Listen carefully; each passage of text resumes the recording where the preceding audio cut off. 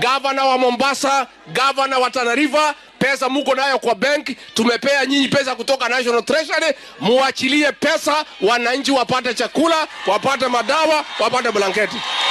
Na mimi mnajua ni mtu ya kusema ukweli.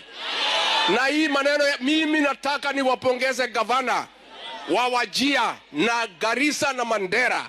Wametoa zaidi ya shilingi milioni 50 ya kulisha wananchi katika kaunti hizo. Na tunataka pia hapa na Tana River. Tumekubaliana? Tumekubaliana? Sisi katika serikali kuu tunaangalia Kenya yote. Kwa hivyo hatuwezi pata ya kutosha.